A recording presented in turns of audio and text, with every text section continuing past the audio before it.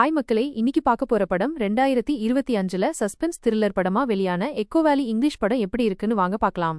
படத்தோட கதைய பத்தி சொல்லணும்னா, படத்துல கதாநாயகி குதிரைகளை வளர்த்துட்டு குதிரை சவாரின்னு அமைதியான வாழ்க்கைய வாழ்ந்துட்டு இருப்பாங்க. என்னதான் அமைதியான வாழ்க்கைய வாழ்ந்துட்டு இருந்தாலும் அவங்க வாழ்க்கையில சந்தோஷம்ங்கிற ஒண்ணு இல்லாம இருக்கு. அதுக்கு காரணம் அவங்க பொண்ணுதான். ஏன்னா அவங்க பொண்ணு பயங்கர ட்ரக் அடிக்டா இருப்பா. எப்ப வீட்டுக்கு வருவா, எப்ப வீட்டை விட்டு வெளியே போவாள்னே தெரியாது. அதனால பயங்கர கவலையில இருக்காங்க. இப்படி இருக்க ஒரு நாள் அவங்க பொண்ணு ட்ரெஸ்ல ரத்தக்கரையோடு அம்மா நான் என் லவ்வரா கொன்னுட்டேன்னு வந்து நிக்கிறா.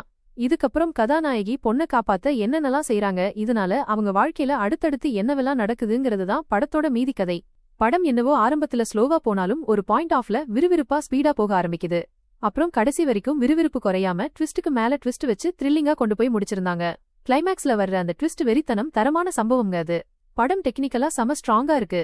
த்ரில்லர் படத்துக்கு என்னென்ன விஷயங்கள் எக்ஸ்பெக்ட் பண்ணுவோமோ எல்லாமே இந்த படத்துக்குள்ள இருக்கு. அதுவும் தரமாவே இருக்கு. படத்தில தன் புள்ளைக்கு ஒண்ணுனா அம்மா எந்த எல்லைக்கும் போறதுக்கும் தயங்க மாட்டாங்கன்னு சூப்பரா காட்டியிருந்தாங்க. தாய்ப்பாசம் எவ்வளவு பெருசுன்னு ரொம்ப அருமையா காட்டியிருந்தாங்க. உதாரணமா ஒரு சீன் ஒண்ணு படத்துல வச்சிருப்பாங்க. படத்துல மக கேரக்டர் இருக்காங்கல்ல, அவங்க அம்மா கேரக்டர் கிட்ட பணத்தை கேட்டு பயங்கரமா டார்ச்சர் பண்ணுவாங்க. ஒரு கட்டத்துல கோவம் தலைக்கேறி அம்மான்னு கூட பாக்காம அடிக்க ஆரம்பிச்சிருவாங்க. அந்த அம்மா அடி வாங்கியும் ஒன்னும் சொல்ல முடியாம ரூம் கதவை சாத்திட்டு போயிடுவாங்க.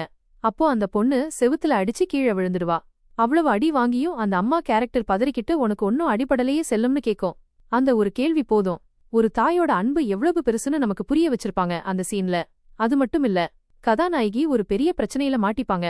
அதிலிருந்து எப்படி தப்பிக்கிறாங்கன்னு காட்டுன விதம் செம இன்ட்ரெஸ்டிங்கா இருந்தது. அது இந்த படத்தோட மிகப்பெரிய பிளஸ் பாயிண்ட். படத்துல நடிச்ச எல்லாருடைய நடிப்பும் அற்புதமாக இருந்தது. குறிப்பா ஹீரோயினியா நடிச்ச ஜூலியன் மூர் நடிப்பு படத்துக்கு மிகப்பெரிய பலம்னே சொல்லலாம். அந்த கேரக்டருக்கு உயிர் கொடுத்திருக்காங்க. படத்துல பிரச்சனை என்னன்னா, கிளைமேக்ஸ் ட்விஸ்ட் தவிர மத்த ட்விஸ்டுகளை ஓரளவுக்கு கணிக்கிற மாதிரி தான் இருக்கு. சில தேவையில்லாத காட்சிகள் இருக்கு. அதை கொஞ்சம் ட்ரிம் பண்ணி இருந்தால் இன்னும் கிறிஸ்பா இருந்திருக்கும். மொத்தத்துல படம் எப்படி இருக்குதுன்னா, தரமான சஸ்பென்ஸ் த்ரில்லர் படம். நீங்க செலவு பண்ற ஒவ்வொரு நிமிஷமும் வீண் போகாது, மிஸ் பண்ணிடாதீங்க. இந்த படம் ஆப்பிள் டிவி பிளஸ்ல தமிழ் சப்டைட்டிலோட ஸ்ட்ரீம் ஆகிட்டு இருக்கு. அடல்ட் கண்டென்ட்லாம் சுத்தமா கிடையாது. ஃபேமிலி கூட உட்காந்து தாராளமாக பார்க்கலாம்.